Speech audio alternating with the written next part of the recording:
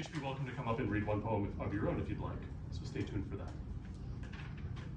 It's difficult to convey to you all, without explaining my life story over the past many months, how important this evening is to me. A couple years ago, I would not have dreamed that I'd be standing here in such a concentration of exalted company, in the presence of so many literary heroes of mine who I am now privileged to call my friends. A couple years ago, this moment is something I would have literally fantasized about. Back then, many of you were just names to me. Lofty names, but names nonetheless. Brian Wilson and George David Clark, two mighty editors on the alpine heights of the poetry world. Matthew Buckley Smith, the host behind the only podcast I've ever been hooked by, whose soothing bass baritone, so similar to my own, rang brilliantly in my skull as I pedaled to work each morning. A little bit later, as I put together my own podcast and gradually came to know the people and the work behind these names, I was gobsmacked to discover what utter richness of talent and community I had been missing. In my ignorant early and mid-20s, I would have bitterly told you that I knew no poets writing today worth admiring. As recently as a couple years ago, I would maybe have been able to give you 3 or 4 names. Now I could probably name a dozen or 2 off the top of my head, and several of the best are in this room. A handful of the best poets in America are in this room. That is amazing to me, and I do not take this moment for granted. Tonight, I'm honored to present to you 3 exceptional artists, each of them an immense credit to their home state of Georgia. George David Clark, who is a professor at Washington and Jefferson College, the author of 2 books, Reveille, and the recently published Newly Not Eternal, and the editor-in-chief of the literary magazine 32 Poems, one of the most elegant and finely curated journals of poetry in the country. David's poetry stands out to me for its sparkling sound play and verbal vigor, reminiscent of Gerard Manley Hopkins, and the depth of its theological meditations. Both a musician of words and a philosopher of the spirit, he writes work that both delights and consoles, and I can't wait for you to hear him. We also have the one and only Ryan Wilson. Ryan, who taught at the Catholic University of America for many years, has just recently accepted a permanent full-time professorial post at the University of St. Thomas, Houston. He is the author of 2 books of poetry, The Stranger World and the recently released In Ghostlight, as well as a book of translations, Proteus Bound, and the critical work, How to Think Like a Poet. He is also the editor-in-chief of the online journal Literary Matters, which, to my mind, sits beside 32 Poems on the Mount Rushmore of American literary magazines. From its origins as a humble newsletter, Ryan has almost single-handedly built Literary Matters into a prestigious bastion of letters. A home, yes, absolutely. A home for not only some of the best poetry, but some of the best fiction, translation, and criticism being published today. Ryan is equally accomplished as a poet and translator, and he is one of the most erudite and ambitious writers since the days of T.S. Eliot. He too is a brilliant theological thinker, and a master of sensuous, precise, elusive language, equally tuned to nature and to the complex subtleties of the spirit. Fasten your seatbelts, folks. Finally, we have Matthew Buckley Smith. I've saved him for last because he's not only a phenomenal poet, but a very dear friend, without whom none of this would have been possible. It is no exaggeration to say that Matthew has been the Virgil to my Dante in the literary world, an essential comrade, confidant, and guide who has opened me up to so many opportunities and relationships that I would not have had otherwise. He has introduced so many beautiful experiences into my life, including the experience of his company. And as both a person and a poet, he inspires me all the time. Other than proposing to my fiancée Laura, there's probably no better decision I've made in the past 2 years than mustering the courage to reach out to him. Matthew, I love you, and I'm so grateful to have you in the world with me. But who is the notorious MBS?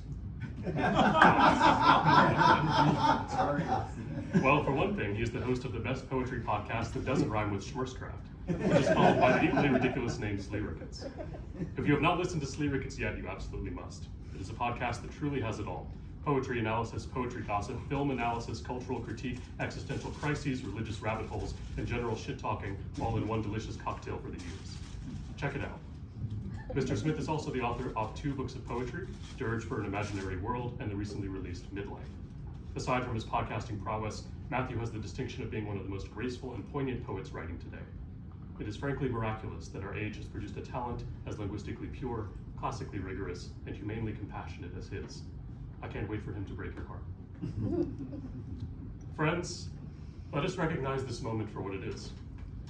We tend to romanticize earlier ages, daydreaming about the days when Shakespeare and Ben Jonson would match wits at the pub, when Flaubert, Zola, and Turgenev would schmooze at Vanny's restaurant. when Woolf, Keynes, and Wittgenstein would trade barbs at Bloomsbury, or when Hemingway, Fitzgerald, and Joyce would revolutionize the literary world over a cup of coffee. But they were just like us, and we are just like them, human beings in a room talking. We too have a literary community full of amazing minds and talents.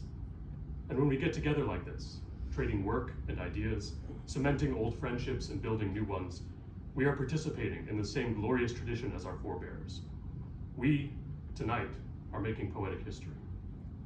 Without further ado, it is my great pleasure to welcome our first reader, George David Clark.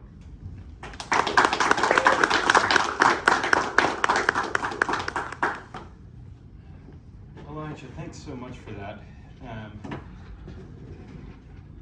You really kind of set the bar a little high there. It would be, I think, preferable if it was something like, instead of the Alpine Heights, or it was one of the phrases you used, it'd be a lot easier to come up and read if you were like, this is going to be the equivalent of the Joe Biden-Donald Trump debate. Set the bar at a level that we can overcome, as opposed to Alpine Heights. Yeah, thank you for that. That was very generous. Well, I think I'm going to start by thanking Ryan and Matthew for including me and letting me be a part of this.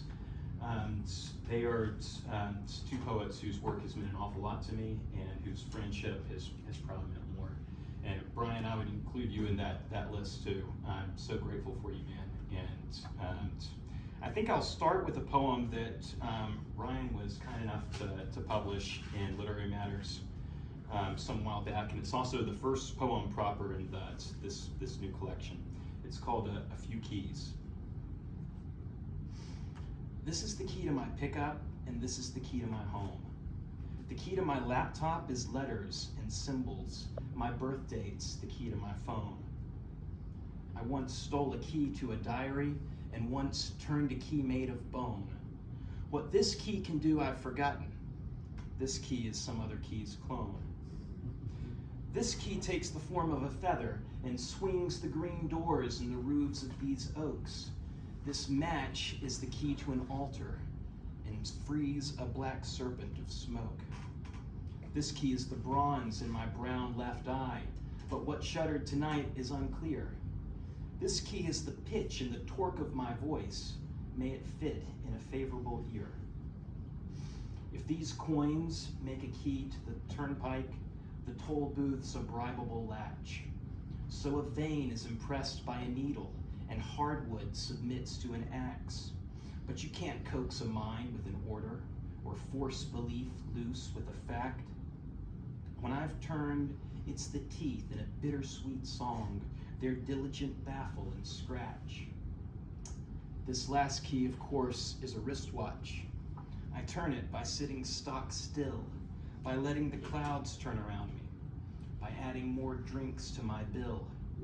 Eventually, everything opens. The blue fist of heaven, the maw in these rocks. With a click, it all fastens behind me. This last key is also a lock. So the cover of this book is an image by Elihu Vedder that I found in the Chicago Institute of Art. I lived outside of Chicago for a few years and got to spend a lot of time in that collection and fell in love with this image. It's the three fates gathering in the stars. Clotho spools the thread, Lachesis measures it, and then Atropos does the snipping at the appointed time. And while the fates don't show up by name in this collection, I've got a couple of other archetypal figures who show up, and I think they're kind of doing the work of the fates in this book.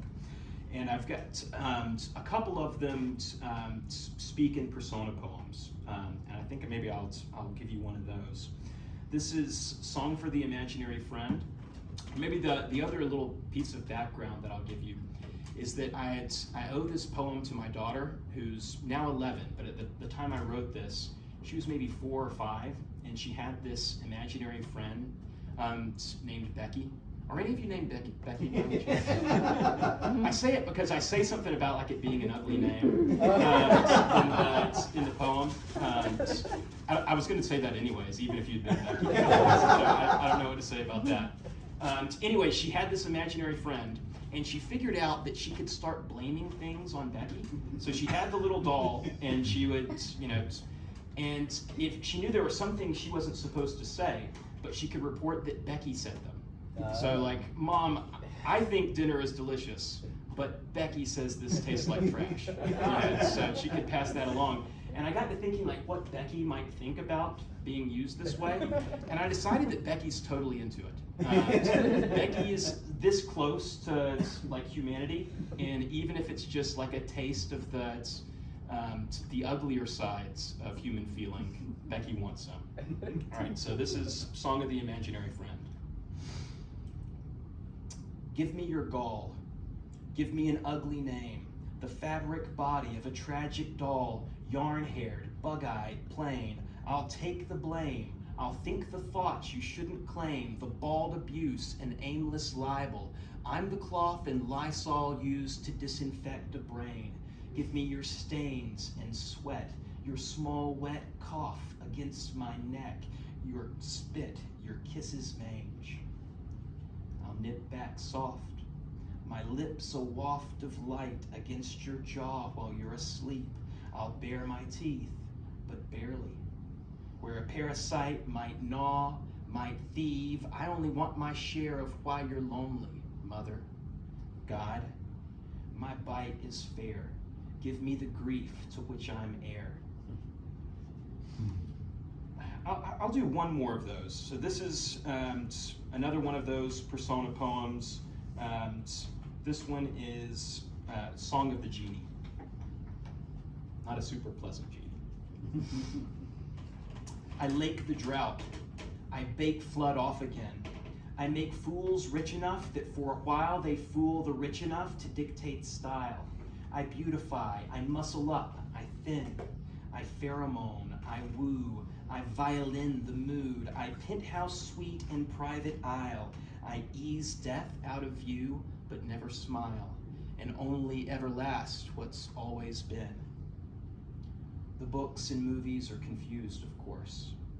It's my warm, time-worn rag that rubs your mind to force the rank wish free, voracious, blind, and magnetized to bankruptcy, divorce, exhaust fumes primed into the past due Porsche. At last, I grant you, but you decline.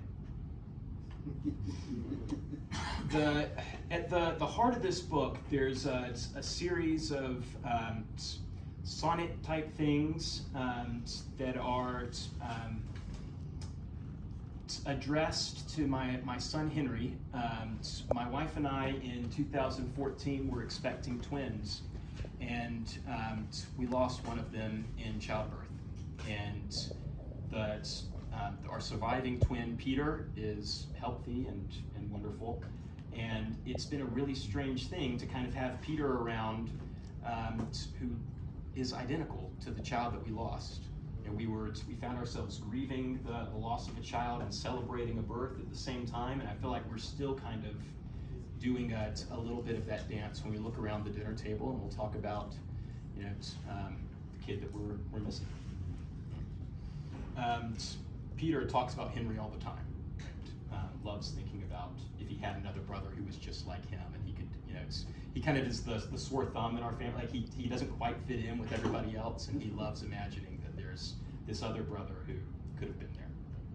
Anyways, this is, I'll read a pair of these poems addressed to Henry. The whole series is called Ultrasound, and then each one has a little subtitle. This is Ultrasound, Your Picture. We framed an ultrasound of you and Peter holding hands, or almost, in the womb.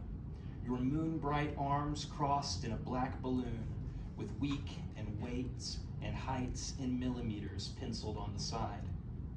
We say it's good, that he at least was with you when you died, that unlike us, you'll never know the why of being lonely, or what naked falsehood feels like in one's mind. You see, it's false to say your death was somehow grace. It's grace that spared Cain's life and later gave Eve other sons despite creation's wastes and faults. I wish you could have known love's aftertastes. I wish you'd had a chance to hate your brother.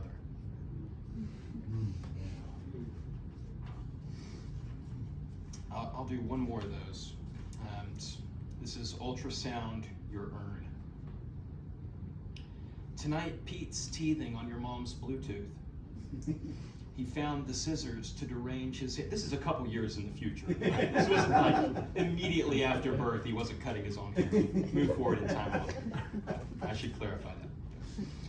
Tonight, Pete's teething on your mom's Bluetooth. He found the scissors to derange his hair. We left the gate down, he's on the stairs, or else he's scrambled up a dollhouse roof. The crumpled books and cracker crumbs are proof he's loose. Disordered blocks, a toppled chair.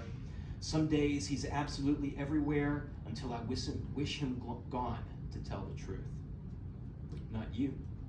You stay exactly as you're left. The tame and quiet twin, the easy one, the boy who never makes a mess, the son whose whispered name will be our shibboleth for innocence, whose only fault is done, who never cries or fights or takes a breath. So the book is, it's called Newly Not Eternal. My kids call it Newly Not a Turtle. It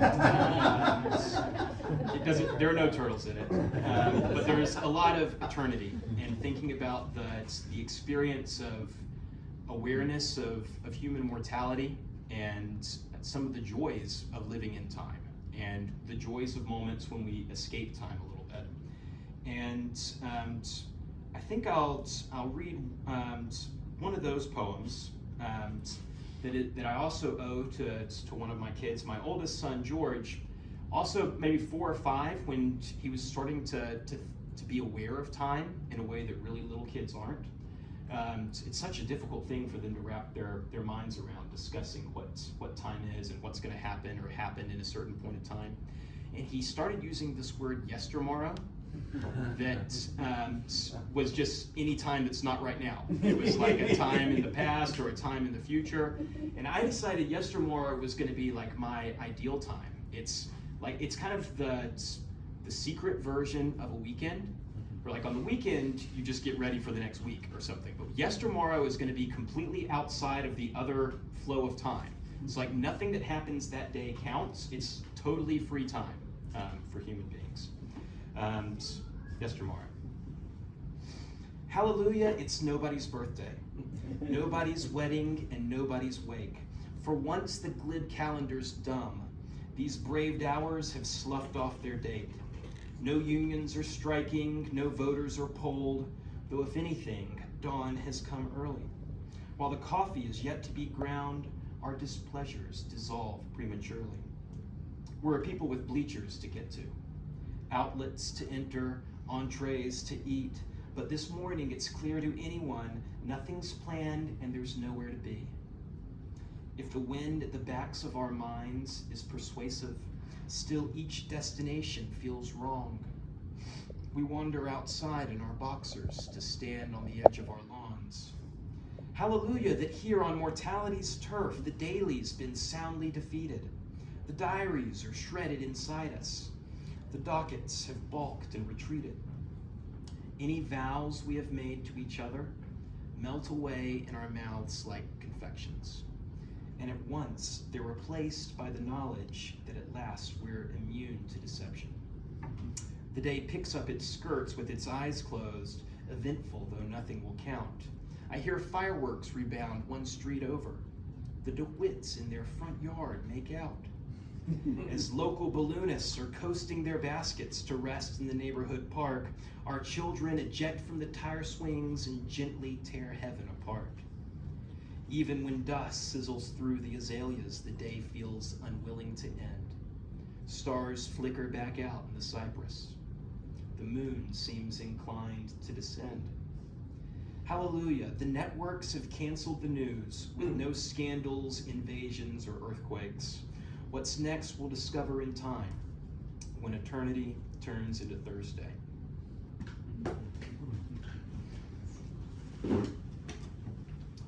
Sun on your shoulders. May this reckless sum of summer freckles, kiss by kiss, become a necklace. Little love So, I'm poem. sorry, I just was reading your book again the other day. That's so fucking good. Like, it's easy to miss that one. Read it again. Read it again. All right, 'Cause one it more is so- time.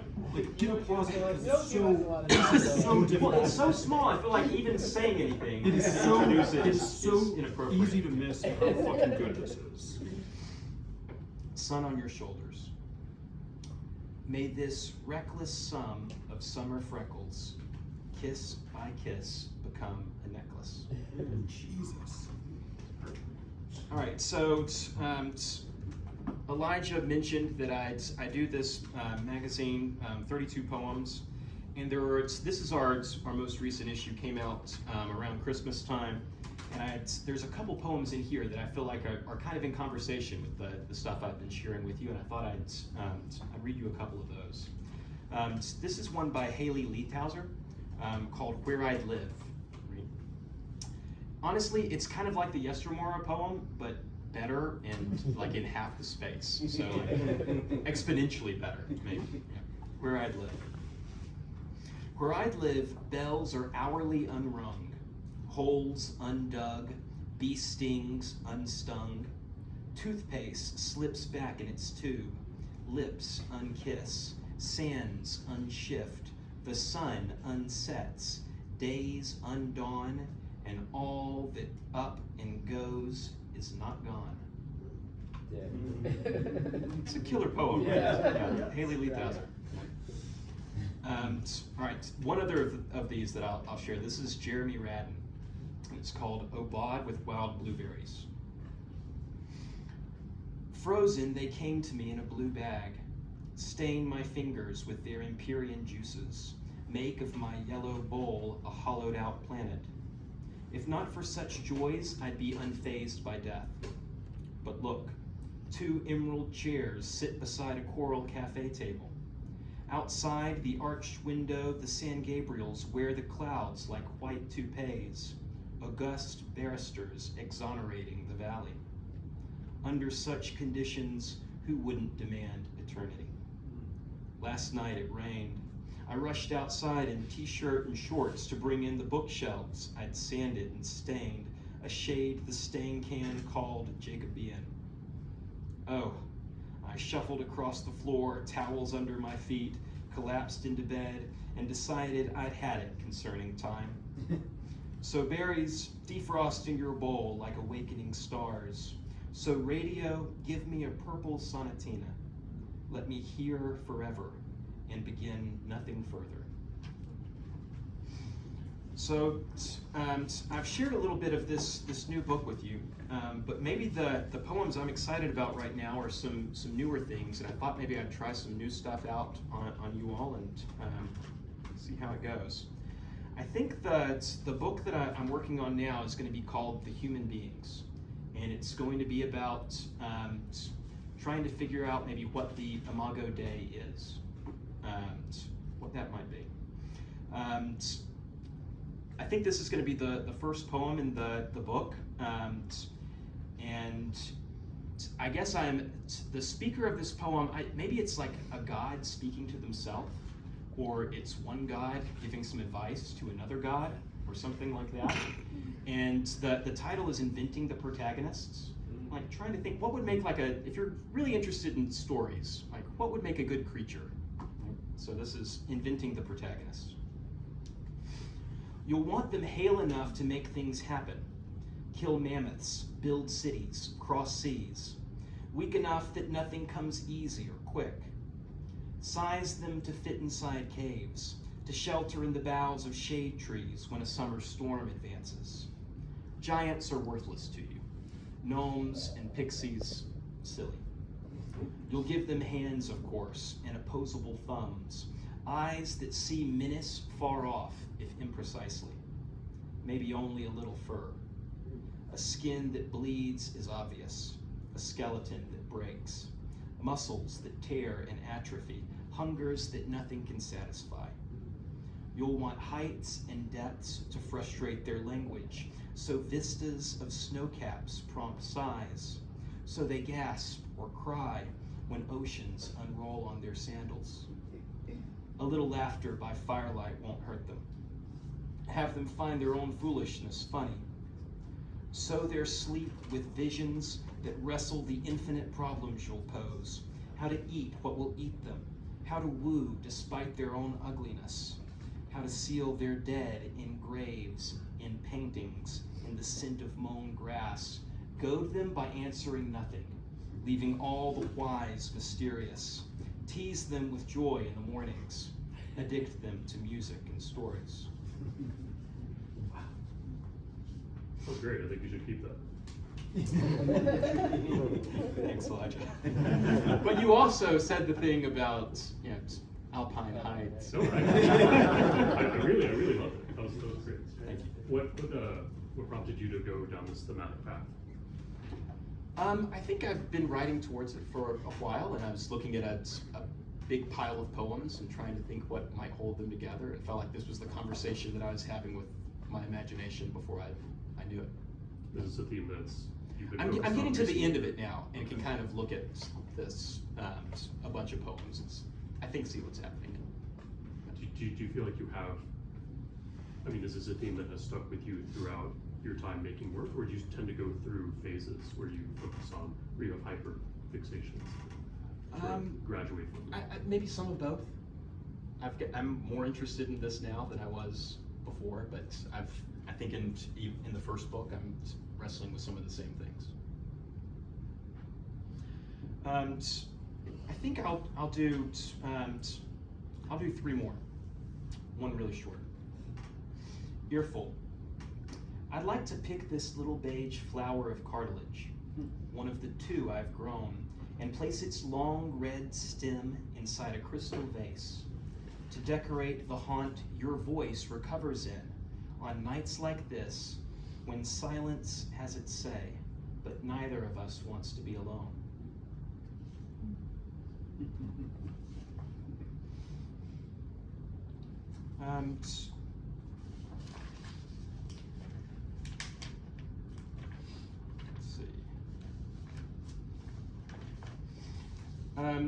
How many of you know the great Galway Canal poem, "After Making Love, We Hear Footsteps"?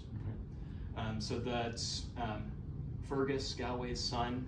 It seems is like all his parents are trying to have a good time, enjoy each other in private, and Fergus keeps showing up, right? It starts like I could snore like a bullhorn or stay up late drinking with any reasonably sober Irishman, and Fergus would only sleep deeper into his dreamless slumber, right? But this is a poem that's in conversation with that one. I read this poem a year or so ago in Arkansas, near where my father-in-law lives, and realized that he was sitting in the audience about halfway through this poem and really regretted this thing. So just have that in the back of your mind. So this is "After Making Love, We Hear Birdsong." We've never spoken about it afterwards, but I did accidentally make eye contact with him. You can always tell him it wasn't about his daughter. Yeah. Well, the thing is, after that experience, I thought, to save my wife and my children some shame, maybe I should change the names. But then I read it somewhere else, and so I was like, who the hell are those people? It's weirder to have different names than like your actual kids. So. Second line. So I don't know which version of weird this is, but this is weird. I'm gonna try it on you anyways. After making love, we hear birdsong.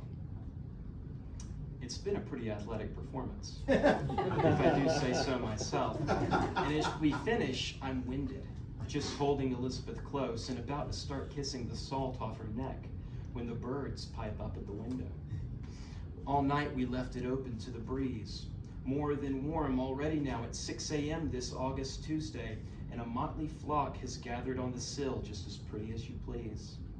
There's a blue jay thrusting his hips and warbling what sounds like lay lady lay. And there's a mockingbird with a long, clear, hot damn whistle. A cardinal couple too, and 3 goldfinches bobbing and puffing out their chests to whoop and coo. A team of hummingbirds leer in over the other guy's shoulders, not singing themselves, of course, but flitting back and forth with their long tongues out, licking the air in what's clearly vicarious pleasure. I won't lie, it's flattering, the Disney treatment. But just as I turn laughing, can you believe this, to Elizabeth? I see our tender children at the bedside with their big eyes glistening in a soft, oh my. And when the 5-year-old George sees me, see him, there's syrup in his smile, and he says, Daddy, that was beautiful. Mama, you are so, so beautiful. And Daddy, when you threw Mama in the air and spun her sideways, I was scared. But it wasn't scary really, scary beautiful. And I want to be just like you when I grow up. Little Gemma goes, Mama, you're a princess. And then she does her darling arabesque, you know, holding one leg up behind her, tilting her head. From Jim, that means pure respect. Baby Peter's too little to talk or even crawl, but he's rolled in here somehow and he's on his back, just giggling and cheesing the way he does when he's freshly nursed and I tickle his soft round belly and sing. You know, their support makes me think maybe we're doing something right as parents. It's our children, so I reach back to pull the sheet up over our nakedness. And then there are our neighbors, Bill and Sharon, with these huge grins on their faces, and Bill's giving me the big thumbs up. And Sharon, flushed, says, wow, you two, wow, now that is it. That is sex. And there's our mailman, Mike, behind them on tiptoe, and others too behind him, some of them hooting, and one woman calls out she was worried we'd snap the headboard. And then everyone's laughing and cheering and acting out their favorite parts in slow motion right there in our upstairs hallway. And Elizabeth and I are laughing too now, humbled by the generous applause, but also proud and happy, finally, to be recognized for this gift we always knew was special.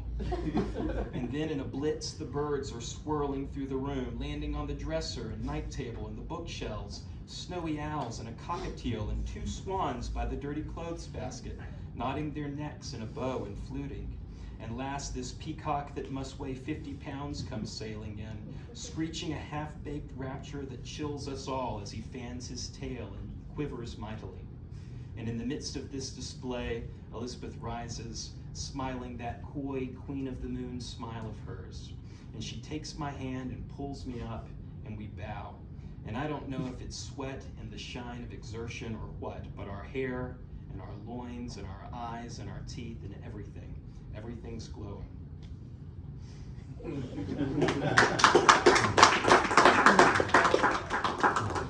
My father-in-law did not clap. Yeah, there is. I was just saying, just as a poetry nerd, like arabesque is a word poets love to use. I think that might be the only poem I know of that uses it accurately. Truly. I'll end on one more. This is a poem about AI, which I don't fear AI at all. Right? I think that it's likely to generate some beautiful language, though not original language, but some beautiful language. I really fear a culture in which we would turn the poetry making over to a computer. What kinds of poems are we writing where we think, well, we can just let a computer step in? So, this poem is titled "The Last Poem Made by a Human Being." The last poem composed without AI did not begin with an epigraph from Scripture or Shakespeare. It didn't allude.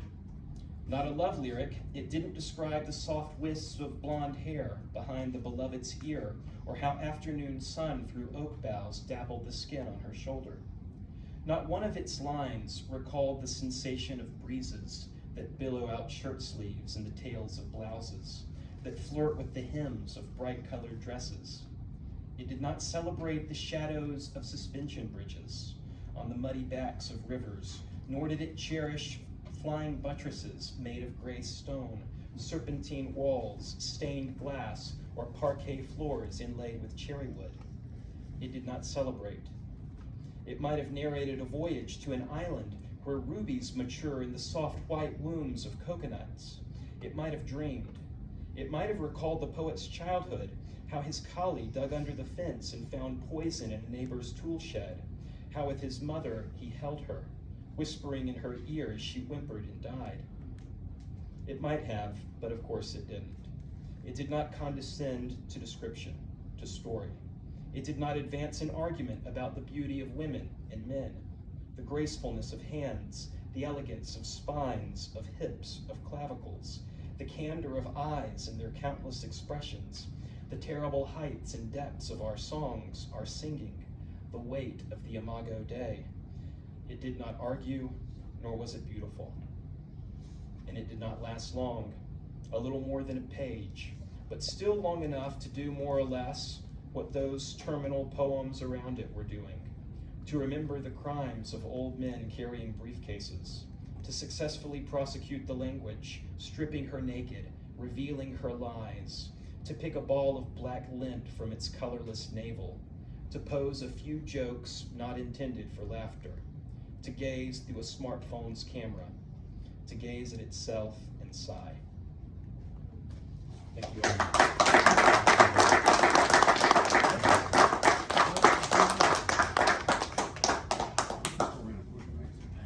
Thank you so much, David. That was wonderful.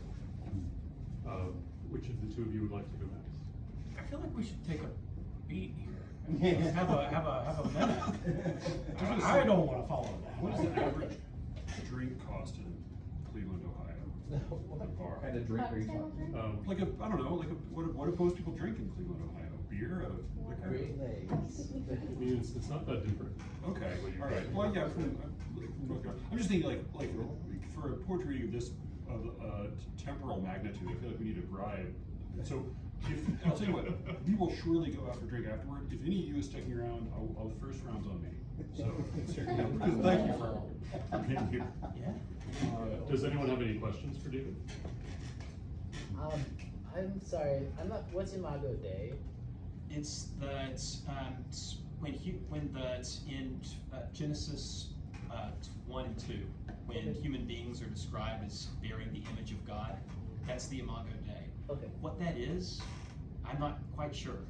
What is it in us that resembles our Creator? So I think this book project is trying to wrap my mind around what that might be. Okay. What is it that separates the spirit of a human being from all the other creaturely spirits? Has your attitude towards that question changed since writing all of these poems? Well, I don't know that I knew I was writing those poems when I started, and I've kind of felt my way into this, and so some of it are things that maybe I've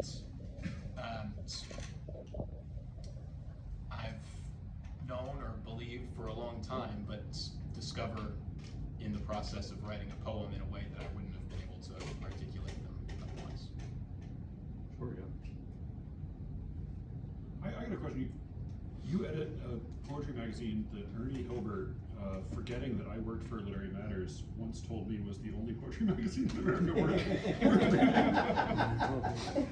Well, I heard that episode, and here's the thing: like a week before that, we'd taken an Ernie Hilbert poem. There you go. So that might have been like a somewhat self-serving Doesn't comment. hurt, yeah. He knows which side of the thread is better. So my question: what is the relationship between what you look for as an editor and what you go for in your own works? You know, that's a good question when you get some When we're doing like AWP or something like that, and people come by and ask us what we're looking for, we say we're looking for poetry that appears. I just sent this to Elijah in an email a week or so ago. We're looking for poems that appear to the ear, the eye, and the ego. Poems that are really aware of their own sounds. They're sensually invested in the world, and then there's something of the speaker's self at stake in the poem. So those are like three pretty central pleasures that I find in poems that I would like to produce in my own poems. So that's something that I share. But there's a lot of stuff in 32 poems that is interesting to me because it's not at all like what I write. That's a pleasure in finding something that's not me.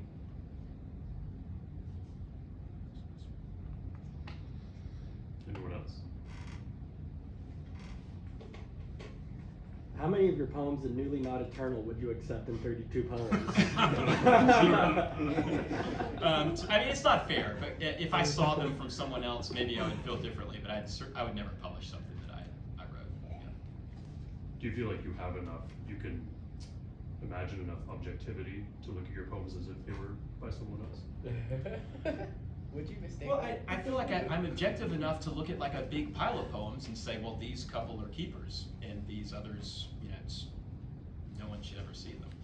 Or I show them to a couple of friends who I trade poems with, and I get their feedback, and I decide, well, I can stop working on that now. I can work on something else. That this thing is never going to go anywhere.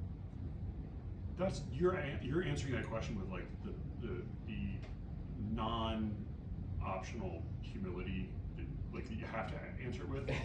For perspective, Ryan, give me like a percentage according to which you believe his answer. I will say 73%. So here's another little bit on that. This month's New Yorker fiction podcast is Alice Munro, and they talk a little bit about Alice Munro sending things to the New Yorker that got rejected, and Alice Munro saying, it hurt her feelings every time. And the question was like, did she realize how great she was? And yeah, of course she did. But she also wrote things that she thought were good for a moment and then later thought differently about. She continued to edit the stuff that was in the New Yorker for years later. Even after it came out in book form, she continued to edit things.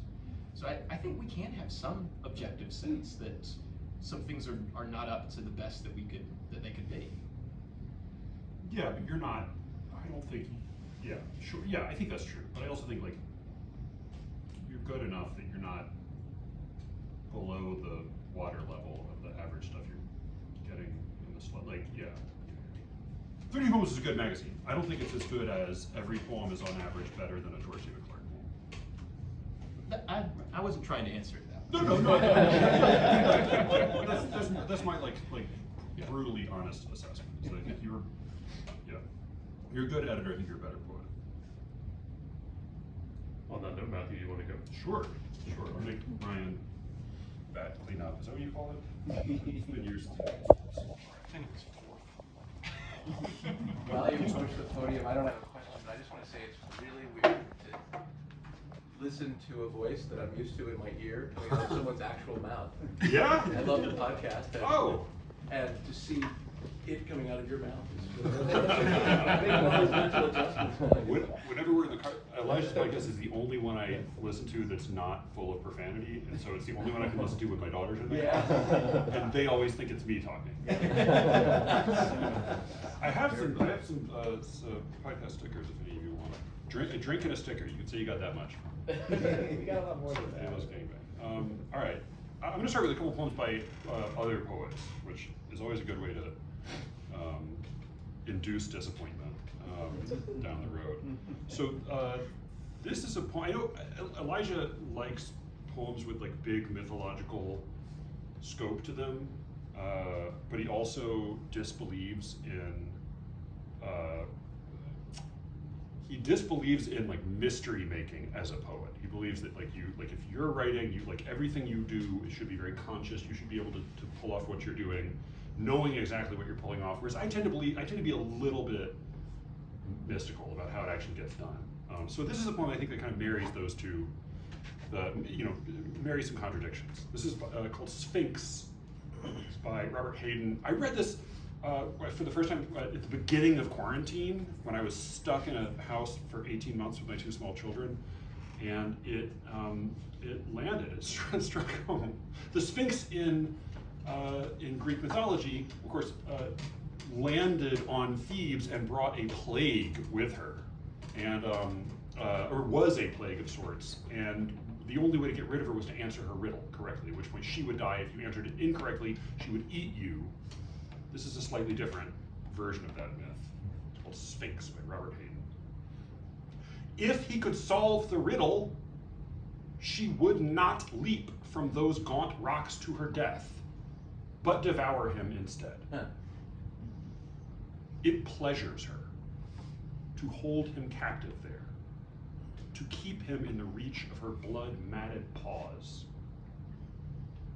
It is your fate, she has often said, to endure my riddling. Your fate to live at the mercy of my conundrum, which, in truth, is only a kind of psychic joke. No, you shall not leave this place. Consider anyway the view from here. In time, you will come to regard my questioning with a certain pained amusement. In time, get so you would hardly find it possible to live without my joke and me. He's best known, he wrote this amazing poem called Those Winter Sundays that everybody reads in every intro to poetry class. Fantastic poem, but it tends to be the only poem of his people actually read. He's very much worth a little more time than that. So on the unexpectedly circular shuttle ride over here, David and I talked about taking kids to kid activities. I thought of this poem by Alexandra Oliver, who's a really good living poet. Hayden's great, he's dead. Alexandra Oliver's alive and good as well. This is called 17. It's about taking girls to gymnastics classes. 17 by Alexandra Oliver. 17 circle the rim of the gym, in orbit around the instructor who yells and yells and yells. They listen to him. The fathers in hopelessness, the fathers in hopefulness, it's Freudian something. The fathers in hopefulness peer from the halls. 17 scissor their legs on the mats, slashing the air like quick little knives. They are told to develop their glutes and their lats. The fathers remember their whey-colored wives. 17 shoulder their bags to the courts. Their elders assure them it's not about winning, but wince as the possible pecks at their hearts. The fathers are fat and their forelocks are thinning. 17 play to the darkening hours, then peel off in columns, exhausted and little. They go to the washrooms and tremble in mirrors. The fathers' bare teeth, lemon-tinted and brittle. 17 eight-year-old creatures are moving. They climb into vans. As if speaking to God, they venture, I think that I'm really improving. The fathers hit gas and set fire to the road. That's Alexandra Oliver, Hail the Invisible Watchman, is her book. Very good. All right. Let's see what I can do here. This is all right. This is called Sonnet for My Daughters. I have two little girls. They're currently 6 and 10. Sonnet for My Daughters. Tucking you in at night, I sometimes think of what a piece of shit I used to be. Of the girls I drove to dinner and to drink, whose dads were once pieces of shit like me. The dads they hugged and left home and defied in the backseat of my 98 Passat, while the old men, knowing how well their daughters lied, watched hair plug ads and thought and thought and thought. And later, when everybody was asleep, those girls I thought were mine would sneak back in, sometimes to call their friends, sometimes to weep, sometimes to never think of me again, but rather of how they'd soon be moving out for good. Those girls I sometimes think about.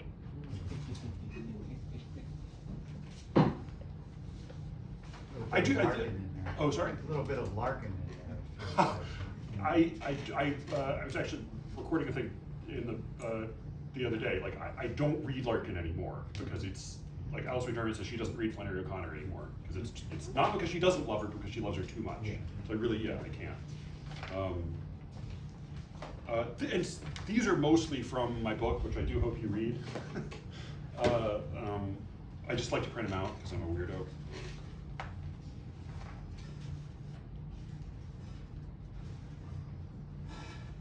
All right, this is called Object Permanence. There's a lot of kid poems in here. You know, what are you gonna do? My life's pretty small right now. It's called Object Permanence. Do you know object permanence? The idea, yeah, it was, if you're raising kids, you do, right? For a while, early on, kids don't yet have an idea that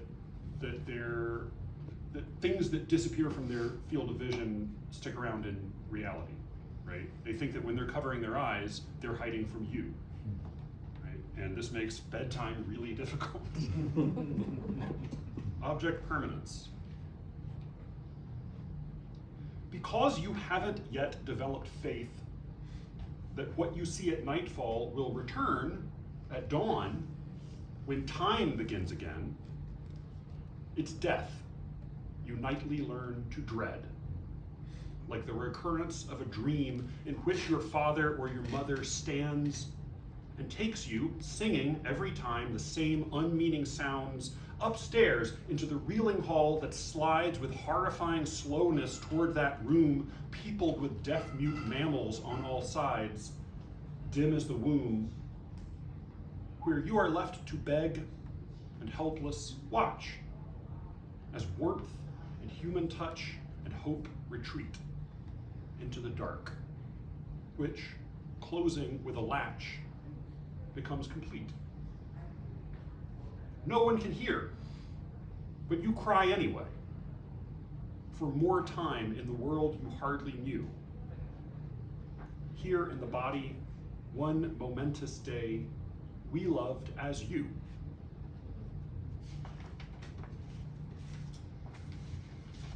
Oh man, Elijah, you are such a good guy.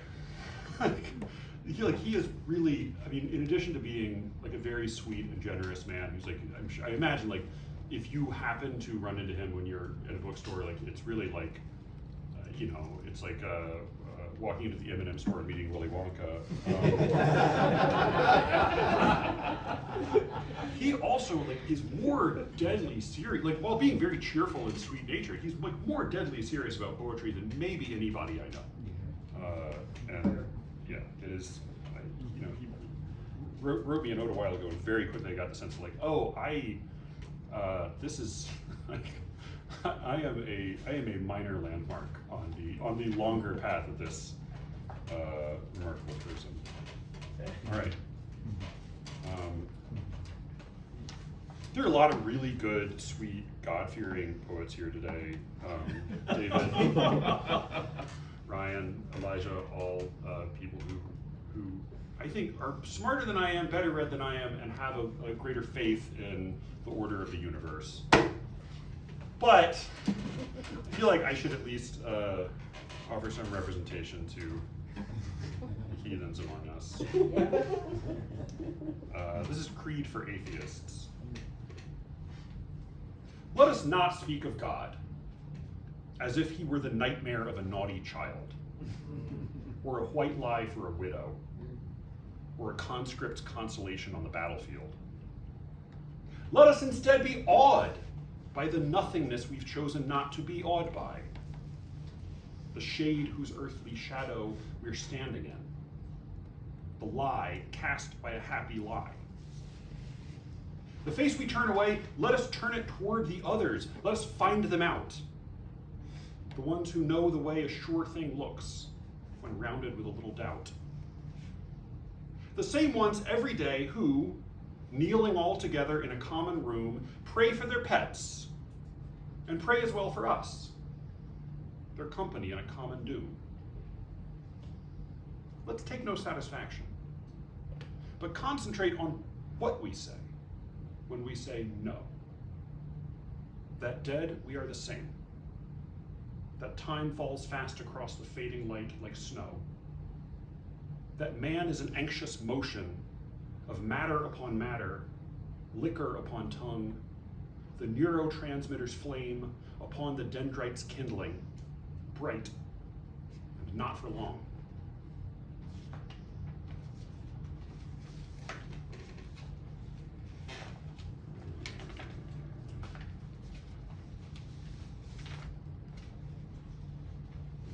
Let's thin this shit out a little bit. Don't go on too long. Don't go long, Matthew. Don't go long. Go long. Go long. You can go. You get two drinks. Go way long. All right. Yeah, you're in a room where people want to hear you. Yeah. All right, I know, Yeah, but there's a lot of other absolutely. stuff going on here. To get a bathroom break, I'll read a shitty one next.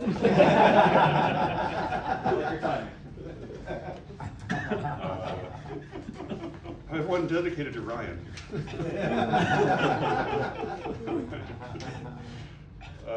Yeah, this is, I can read this one now because for the next 14 days I'm still this age. All right, this is called To His Heart, which is just like such an annoying title. I feel as if I could only get away with it if I dedicate it to him. I do have a bad heart, but I have a good best friend. And this is dedicated to him because he sent me this Leopardi poem that I thought was so good I wanted to translate it, and then I spent ages trying to translate it and finally gave up and wrote this instead. To His Heart, for Ryan. 41 years is long enough, old heart. That you are tired, that you will always be a fragile, limping, elementary part of myself from which I cannot part. That you still love the same insipid lie your peers all ceased in childhood to believe. That even now you're trying to retrieve the doggish hope that you will never die. That you have kept the time too long already. That there is little left for which to beat. That life is no more bitter in defeat than it is bored in triumph. That the steady pulse you've carried all these years amounts to nothing in the end, but aimless patter. Take comfort knowing that it doesn't matter. None of this matters. No, none of this counts.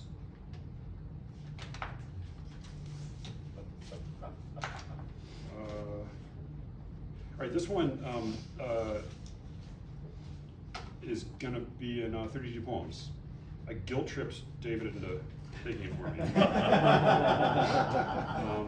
But it's also, the title is taken from a story by the great Midwestern horror writer, Thomas Ligotti, of whom I was reminded many times over the past 24 hours staying in the hotel Brian Bridger recommended. You're welcome. Oh man, you must be getting a kickback. Boy. I didn't ask him for a recommendation, he just reached out to me. All right, it's called The Soft Black Stars. The trouble was you fell in love with him. Foolhardy, but not hard to understand. You traded jokes and drafts, and writing tips, this painful cut, that poignant synonym. You told him to retire his ampersand. He got you to let go of your ellipse. As pen pals, you were perfect, or almost. You liked the way he made you feel as young as when we met. You liked the way his life was nailed down halfway to the other coast. You told me, and it hardly even stung, because I knew, because he had a wife. In time, of course, the conference weekend came. You asked for my permission, and I gave it. What happened that first night I only heard when you got home. You seemed almost the same, but something had been lost. You couldn't save it. Since then, your friend, he hasn't said a word. All right.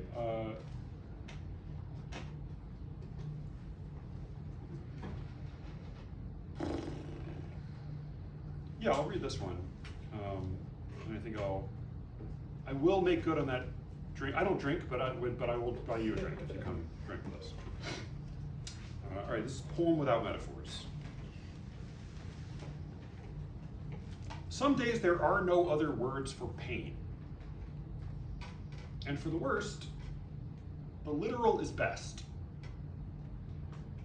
The rain against the glass is only rain. Your heart is just a muscle in your chest. The book ends in a bookish sort of way. The moonlight stands for nothing but the moon. Your children carry half your DNA and will inherit all your savings soon. Somewhere a car is racing through the night, no faster than a swiftly moving car. A brace of deer glance up at something bright, gone still, exactly like the deer they are. And as for you, you could be anyone who's done, who's said the things you've said and done. Thank you so much. Thank you all.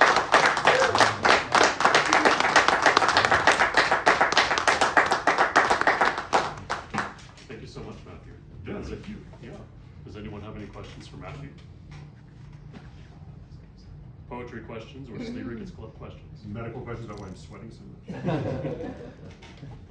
Happens in heat. Yeah. Yeah, it is hot in here, I apologize. Yeah, how are you living in that suit?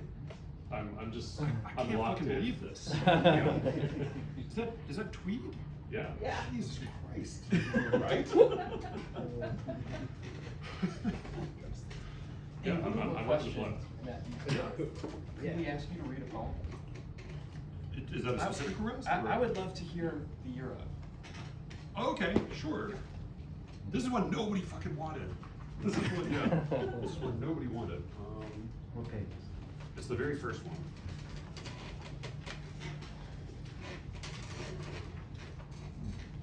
Yeah, the year of. I did the initial title of this poem was 2016, but I kept revising it and years kept happening. All right, let's generalize it. The year of. It was not beautiful. It did not rhyme. A brick came loose. A text message came late. We lacked the understanding, then the time to put things straight. I'm sorry, I've got something in my throat. Do you want me to grab your water? No, I'm okay. Promise I'm not infecting Walter Scott over there. Just- It's okay. Walter's still seen better days ago. All right. Shall we read that? The year of. It was not beautiful. It did not rhyme. A brick came loose. A text message came late. We lacked the understanding, then the time to put things straight. Results were lost. Releases went unsigned. Defective units had already sold. The smaller demographics fell behind. The trail went cold. A judge enforced the non-disclosure form. The damage wasn't covered by the plan. The girl got transferred to a different dorm. The threats began. Some children were too young to understand. A biopsy was needed to confirm. The prototype, regrettably, was manned. Budgets were short-term. Though we were brave, though we were dutiful, not all of us were fitted for the climb. It was not fair. It was not beautiful. It did not rhyme.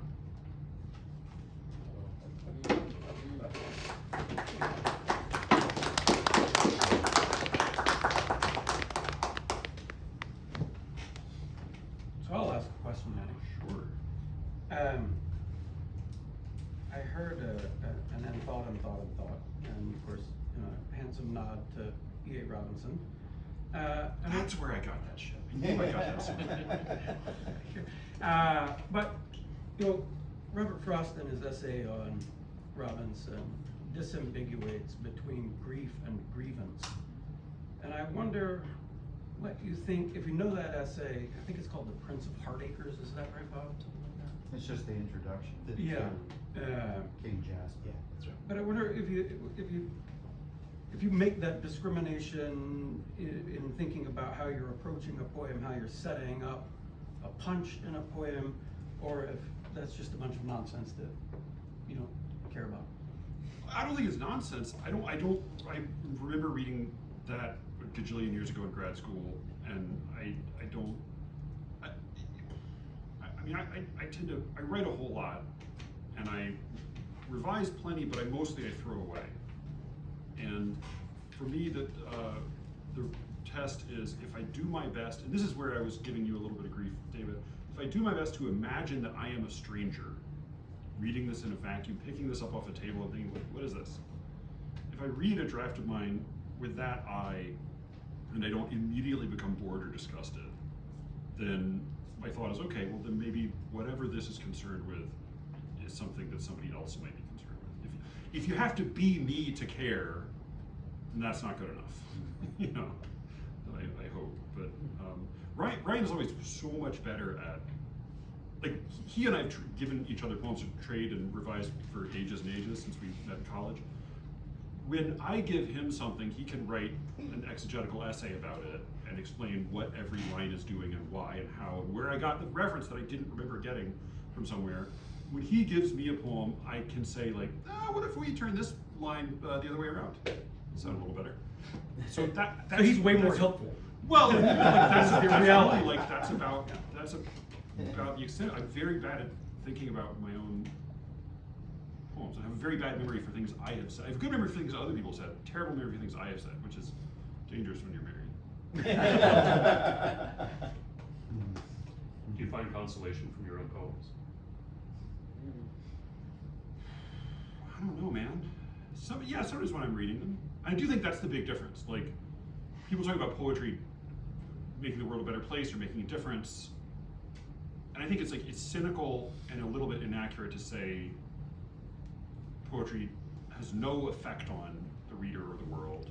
But I think it's also really naive to say that like poetry makes a political difference or like changes the course of history or like I think what poetry can do is offer consolation. It cannot offer solutions, at least not very effectively or reliably, but it can offer consolation, just to say you feel a little bit better for a while.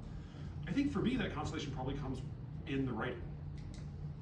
And then, you know, down the road, it, yeah, like by the time you're really done with the poem, it's not yours anymore. And it's not, you know, what you got from it, you've already gotten. And, you know, whatever's left in it is for other people, I think.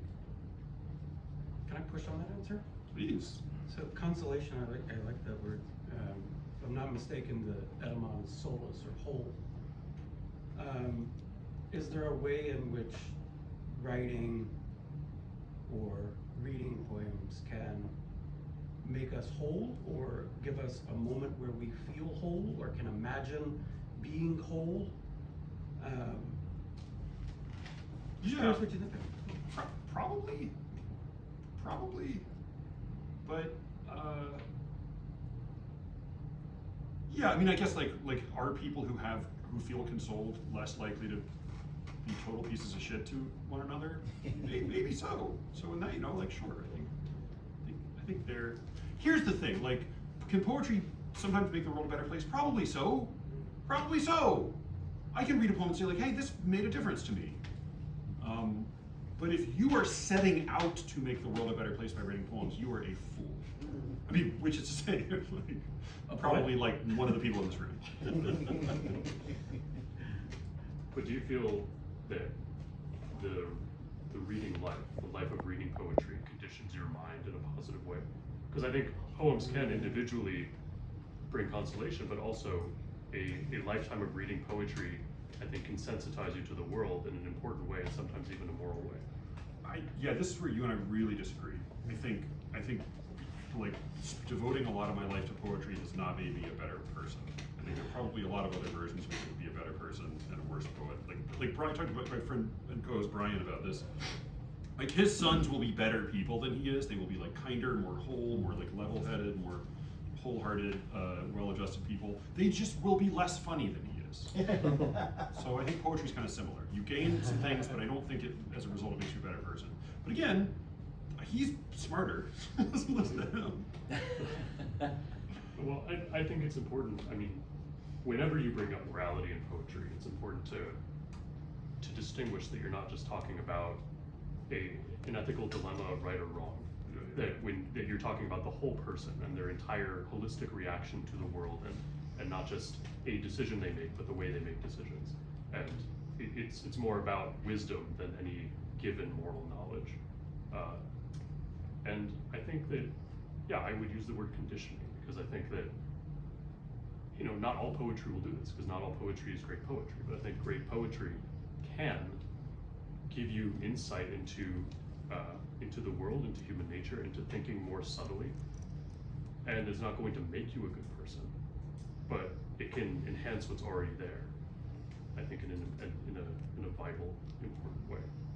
Well, on my side of the argument, I have a alcoholic, pill-addicted Auden, and on your side, you have Aristotle. So. 6-1.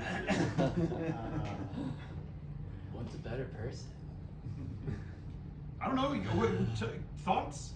Theories? Oh, man, you guys have been saying some stuff that is maybe a little prescriptive.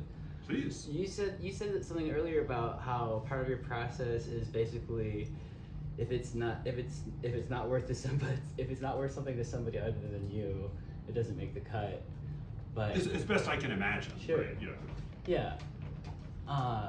But I think a worthwhile contradiction to that, or counterpoint to that, would be something like the piece about voyeurism or whatever.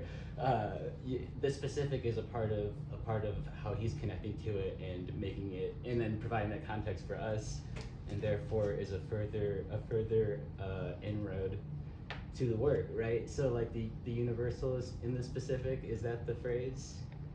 Yeah. So like maybe the distinction you're making is like it's not that you want every poem to be like a pop song where you could just fill in anybody for the given pronoun, so that I love you so much, oh, and that could really be anybody. Mm-hmm. You want it to be specific. You want it to have some sense of being really grounded in a particular life. But like I read poems about lives that have nothing to do with mine, and they still feel I can still connect to them. Yeah. Like being able to identify my own experience in them. Isn't the same thing as being able to recognize the human. Yeah. So yeah, I think you can be specific, you can be particular, you can be anchored in a single human experience and still appeal to a larger audience. I just think that you got to make that appeal. You got to actually you got to make it available to somebody else. Mm-hmm. If it's like that was for me, like the first thing he taught me among the gajillion things he taught me about poetry were that it has to make sense to somebody who's not you. Right? Like when I was in college, everything I wrote was I wrote some really brilliantly elusive stuff. If you were me, and you knew everything I read and you knew what I meant when I wrote it, that shit was brilliant. But if you were anybody else, it was opaque. So I think of course it's going to be grounded in the personal and in the specific, but it's got to be. It's the difference between there's sometimes there are globes people make where you can see around the exterior of the globe all of the constellations you would see in the sky of that part of the world, right? They're cool globes, right? It's the difference between that, where you see from the outside all of these constellations, and being inside a planetarium, where you look up and it's as if you're on Earth looking up at the sky. The poem has to be a planetarium. It's my Art is ultimately a social act. Or it creates social objects. It's a form of communication. If you're not communicating, if you don't have that link from one person to another, then it's no better than diarizing. The last thing that I wanted to say is that you made a distinction between greater and presumably lesser poetry, and I say all poetry is great poetry. Whoa! Really? I think so. What's gonna happen? We don't have enough time for that. We could do this later. But I could find any poem in here, and you would say, cosine. That's great. I'm surprised that it's been a duel. At this point, Elijah should have thrown his. My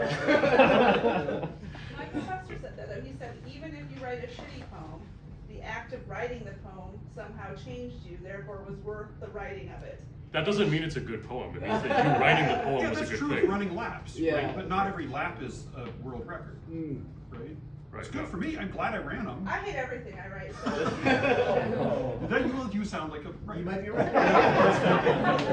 You should pursue that. No, I mean, we could, there are thousands upon thousands of poems in this room. We could take any of the two of them, and it would prove you wrong. So we can do that later. I think. We have drinks together. Make Ryan's drinks. This conversation is much better inebriated. Yes. Ryan, read.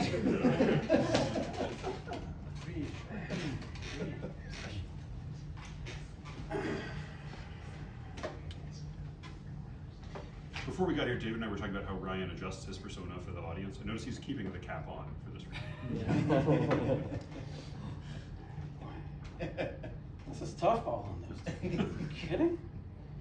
I mean, I should just shut up and we should just go get those drinks and have the violent duel and all of that. What can I add? Elijah, thank you for putting this together. What a wonderful thing, and to be here with David and Matthew, two of my favorite contemporary poets, two of my favorite people. Matthew is my dearest friend in the world, and their books will blow you away. If you haven't bought them and read them, buy them immediately. Read them 100 times.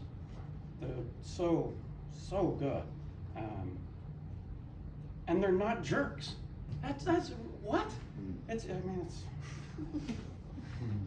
So, Matthew likes Horace, and I like Horace.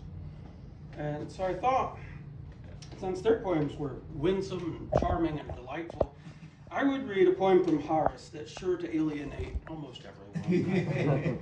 That seems like the right way to start.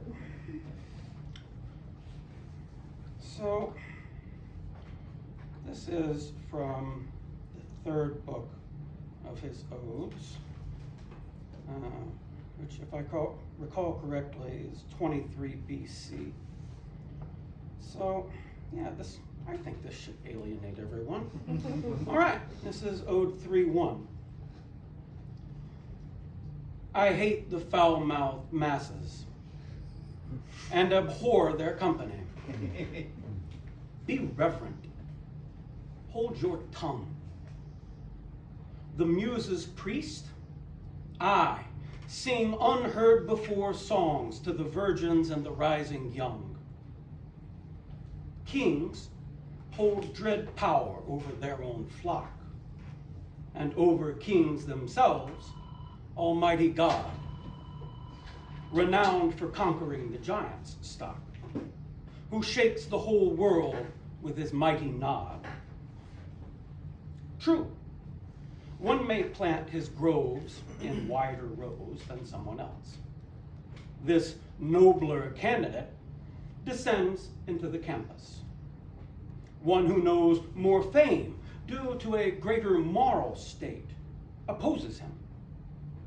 Another is followed by a huge constituency, but all the same, necessity rules over low and high, and her capacious urn shakes every name.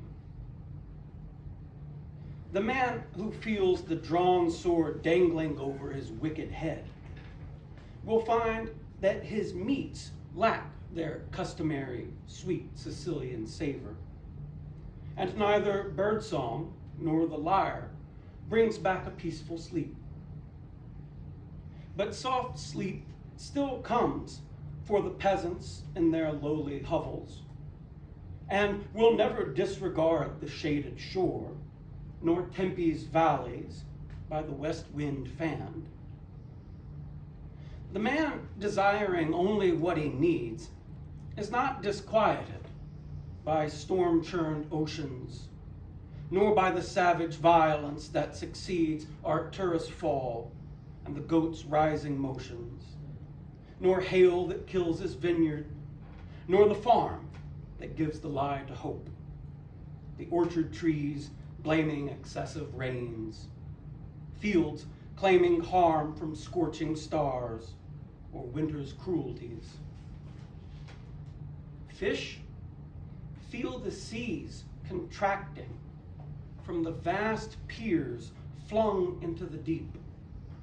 The broken stone, contractors and their laborers all cast down for a watching Lord, for whom earth alone can't satisfy. But fear and trembling climb up to the height where he who owns them hides. Bleak cares on board the bronzed yacht all the time, and sits behind the rider when he rides.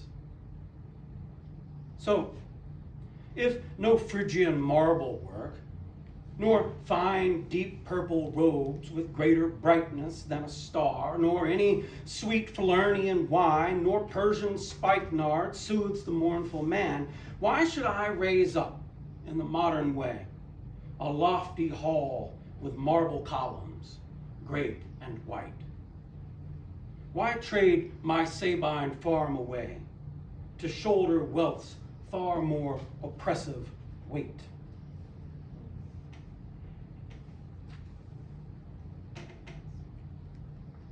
Odi profanum, always a crowd pleaser. Did you mention that you translated that? Oh, right, yeah. No, this is from my book Proteus Bound. Some translations that I did. I might do a couple more from here. I'd say quietly one of the best and most capacious books of translations published in the last 30 years. Like, this place slipped in, but like people who like translated poetry, this is a hit. So David, absolutely, exquisitely perfected a little 2-line number. And, if there are 2 lines that can wrangle with it, it would be Catullus's Carmina 85. So I'll say that, and maybe I'll just say it in Latin, and then I'll give you my translation. Orit amo, quarid faciam fortasere quiris, nescio, sed fieri sentit excrucior. It's 2 lines, but gosh, it's money. I was just reading a new translation of it. I told Matthew from Stephen Mitchell, very great translator. He loses an awful lot. Here's my version after just bashing Stephen Mitchell for no reason, just throwing it there. Sorry, Stephen. Let me show you how it's done. Read his Rilke, by the way. His Rilke's true. I hate and love. How do I do it, you might ask? I'm at a loss. And yet I feel it happening, and I'm hung on the cross. Excrucior, there's a crux in there, there's a cross, he's on a crucifix. Pre-Christian, though. Pre-Christian, yeah.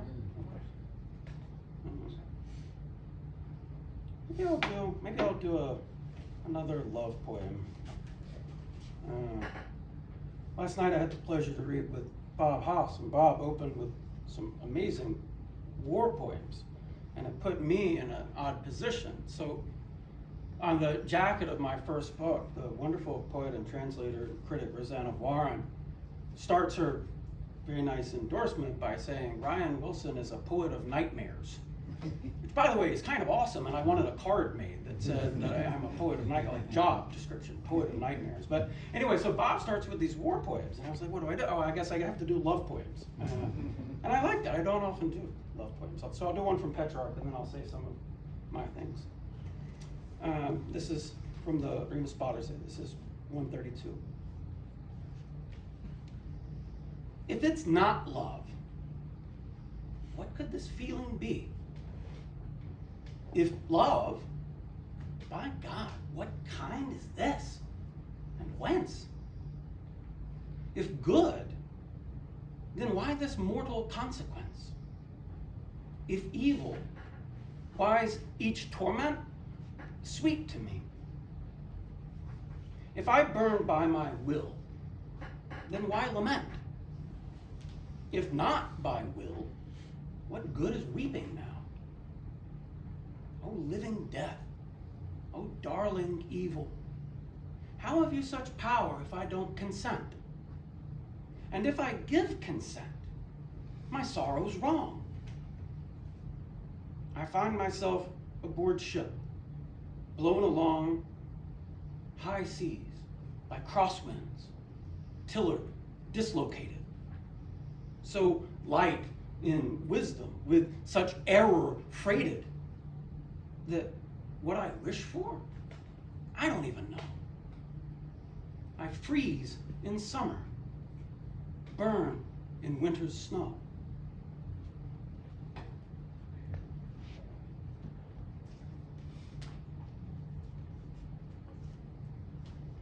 I thought I'd say one from my first book. And it's a poem that I wrote after Matthew's wife, Joanna, had the first sonogram of their first child. And something about me that people who know me know is I'm terrible at titles. And I mean really, really bad. Every time I write a book and I try to give it a title, I go on Amazon and look and see if and there's always a YA vampire novel that has my title, or a bunch of them. And so this is a poem that I wrote after the sonogram, and so I called it After the Sonogram. Within you now, a shadow feeds on everything you are and do. Now, every action scatters seeds across the future's fields, where you will watch what isn't come to be. The way the shadows of a field rise up at night, triumphantly, and all the stuff of days concealed, consumed. The hidden thing that is unbeing now will flourish soon and rustle wind-shook promises of goodness to a ghostly moon.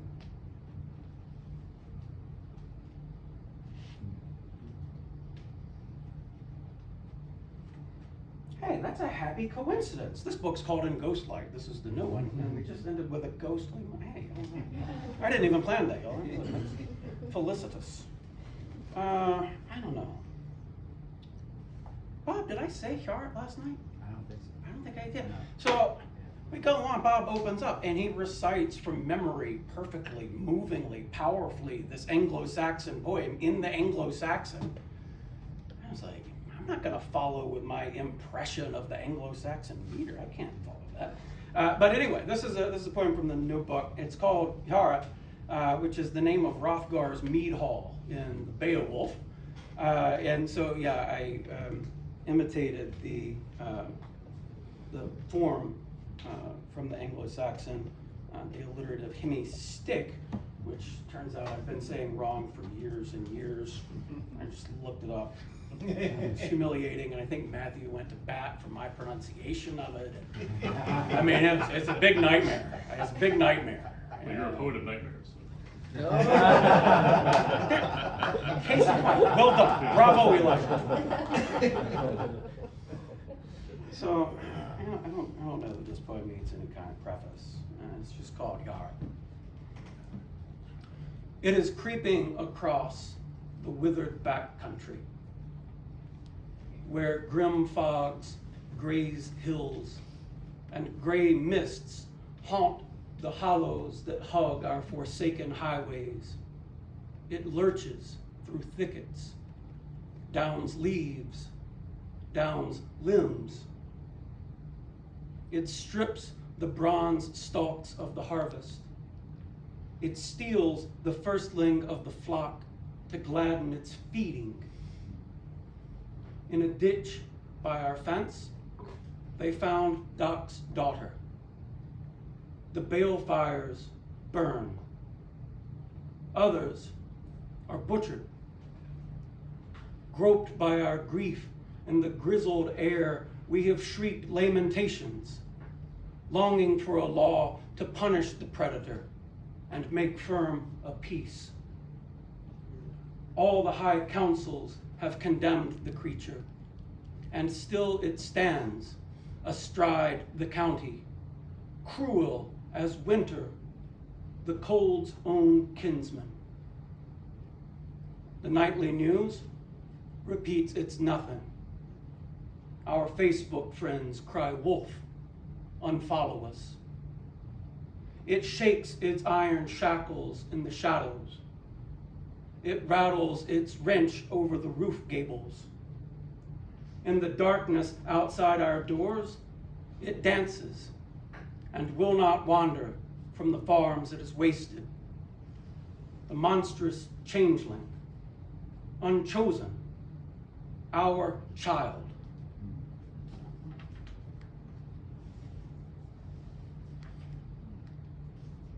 How are we on time, Elijah? 3 more? 2 more? 1 more? No more? No more? Oh, you've got, let's say, 10 minutes. 10 minutes, okay, all right. I don't know. Should I say 1 long one or 3 short ones? Short ones, yeah, that was a dumb question. I should have known that one. Here's one I think Matthew likes. What do you like? Yeah. One that I like? I like taste. this. I like their Taste. stuff.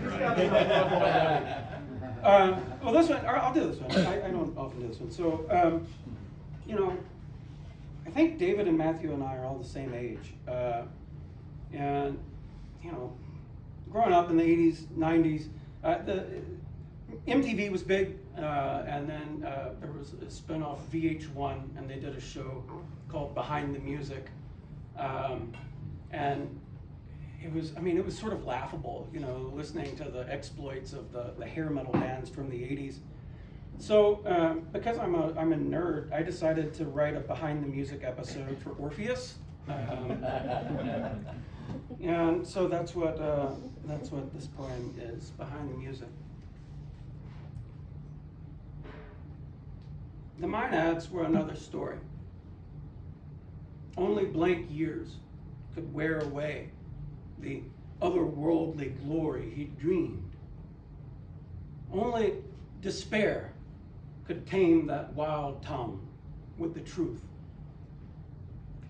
Even with her in Hades, he'd spritz his vodka with vermouth and let drinks conjure ladies sprawling before him, fawning over the brave, the sensitive genius who'd stormed hell for his lover.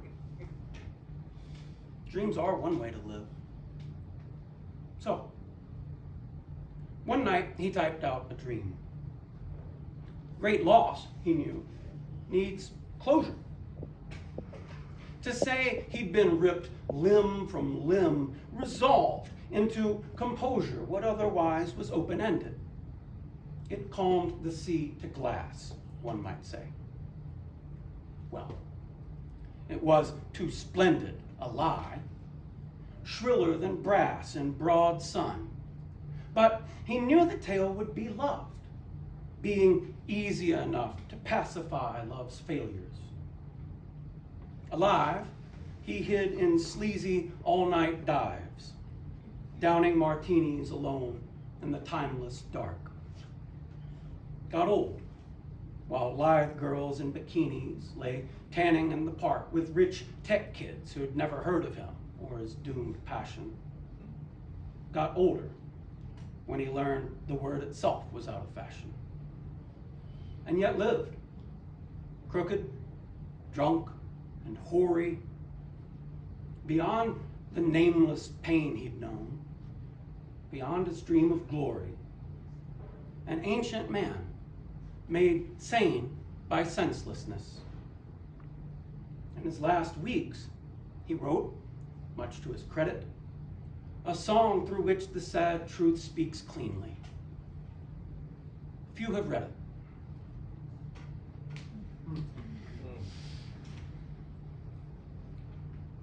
I'll close with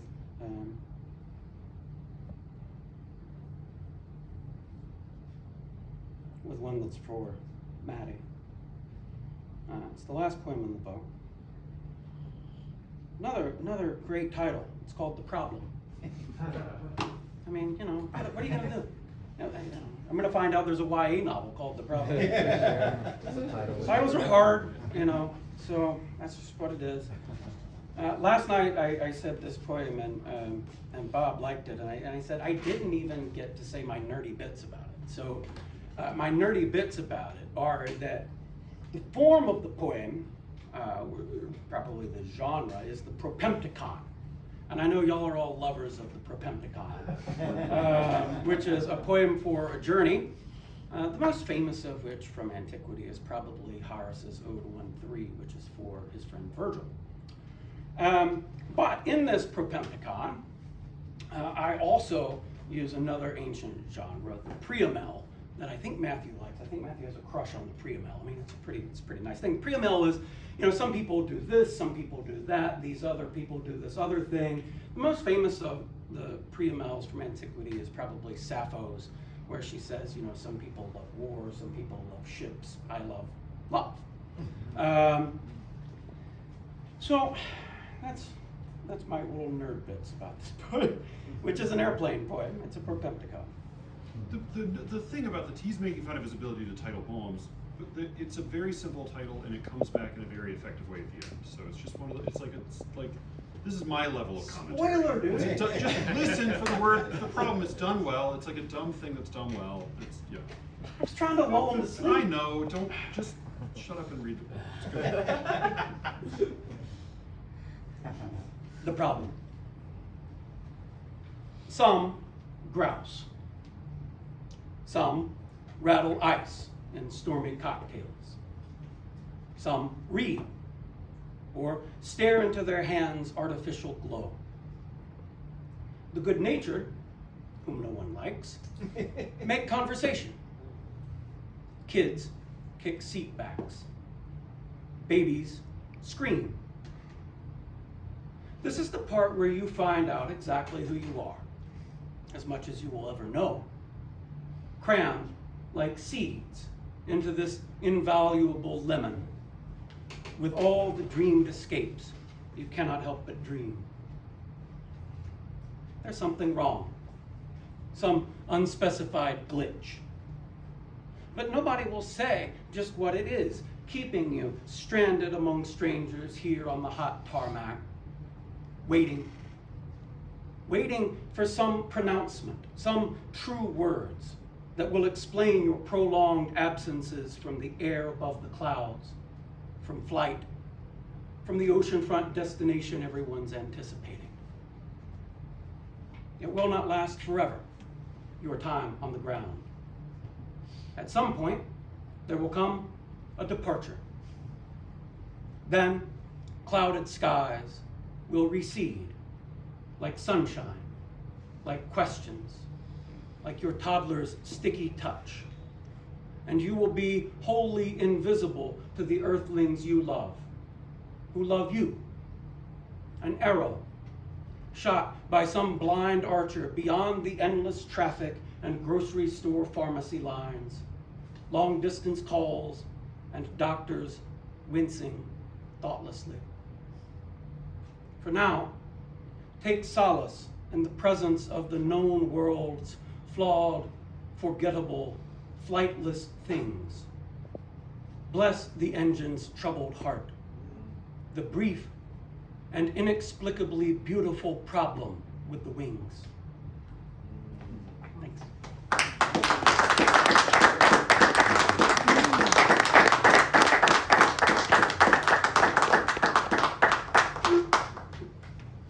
All right, well, we do have a little bit of time. I will say at around 8:30, we will need to make a beeline out of here, so please keep that in mind. But we do have to spend Matthew's money at the bar. That's right. But But up until around that point, or maybe a little bit before, we have some great poets in the audience here, so I welcome any of you to come up and read a poem if you would like. And if you don't come up, I will volunteer you, because I know several of you. Perhaps, Elijah, you would read one. Please. Yeah. Oh, okay. That was not a setup. Certainly an unbiased requester. Right.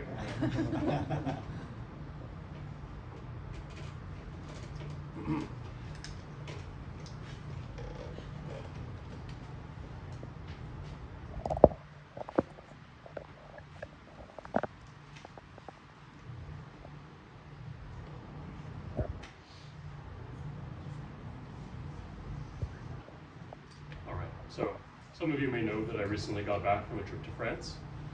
I was with Laura, and we were exploring several cathedrals around Paris. We went to Amiens, we went to Rouen, we went to Chartres, we went to Reims. And then I went down with my friend David to southern France, to Marseille, and we did a little hike from Cassis to Marseille through the Calanque, which is a beautiful series of limestone cliffs and almost fjords, although they're warm fjords. And this is a poem that came out of the experience of ending our hike, which lasted for about 9 hours, and it was hotter than we anticipated. Like, we were streaming with sweat the whole way, and then we finally got to one of the calanques, which are the inlets, and we were able to dunk in the ocean, and we were finally getting to rest after a long day. And this is the poem that came out of that experience. At Morgiou, Plage Sauvage, Le Calanque. Here lies the reason why we choose to suffer. To witness this rare beauty at the cost of comfort only, straining through the limestone, gaining no ground we do not give back, necks bowed beneath imperial blaze of sun, Mediterranean tyranny of azure, glazed with the salt of body's inner ocean, compelled by tides of will no moon retracts. This cold grace of true sea at journey's end. The body, weary, washed into its bones, triumphing in past strength now rendered weakness. The greatest pleasure, pain being extinguished. The Odyssey sensorially advanced, and senses thereby spiritually enhanced. And here, lounged on a bed of sea moss, I, who cannot love what I cannot transform, envision Neptune, Triton, Oceanus, all as my very self haunting these cliffs. A god uncanny in his depthless ease, an idol of the old Massalia. And here, I grasp what comforting appeal ideals of nymphs and satyrs, gods and fairies, and other frisking spirits hold for us. A nature sentient, and if not kind, still sensuous and mischievous and merry, no doubt. But that is but the second point. The first is the mere possibility of leisure's inexhaustibility. What fantasy more wretched and more dear? For we, though always seeking idle freedom, would madden and be crushed by endless frolic. Mortals are not designed to bask in joy, though life be only born by dreams of it. And if nymphs are a lie, so too is heaven, a heaven we ourselves could occupy. For beings that could stand eternal bliss would not have minds that we could call our own. But then, heaven could be a nearer thing, another world as lovely and as vain as this one, vain and lovely as ourselves, full of the unfulfillment we desire, frigid as ocean, hot as solar fire. Here lies the reason why we choose to suffer, even as suffering leaves us no choice. No God, I know well, willing what must be, is all that I may know of paradise.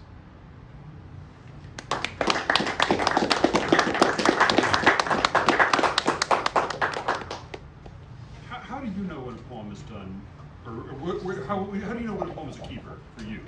Because you're a great example of you have to be like both a pirate and a prodigal son. If you're like stealing from everybody, but also buying all your friends' drinks. Like that's like reading the poems. Like it's so clear all of the poets you've read and loved before, but it's also clear that you're taking. You say, I cannot love what I cannot transform. You're taking them all for yourself as well. How do you know when like you've written something that's worth hanging on to? Well, I have to enjoy the language first of all. I have to do justice to the thought that I had before writing. And I think that's probably a major difference. I'm not going to claim that I always know how a poem is going to turn out, or that I have a poem mapped out exactly before I write it. But I do generally, I write a poem often, I have the impetus to write a poem because I have an argument or a thought that I think is interesting. And I want to follow that thought or follow that argument. And so if the poem is able to sonorously, but hopefully beautifully, capture both the emotion and the thought of that argument, or is able to fossilize the feeling that I had when the poem struck me, or when the inspiration for the poem struck me, then I feel, yeah, this is an interesting poem. And I do judge my poems the same way that I would judge anyone else's poem, by how, by the verbal prowess, and then also by whether it hangs together as a series of thoughts, whether it's interesting. I like poetry that has a substance of ideas, that says something to me that is not commonplace, that makes me reassess a concept, or a set of things, or a spiritual outlook on something. Like, of the four of us, you and David are definitely the most polite, and both there and in the very last poem David read, they're like a bunch of very quiet grenades thrown out into the contemporary poetry landscape. Well said. Please, someone else. I'd like to do a poem. Yeah, please. Well, just remember that it's only as great as every other poem I've read.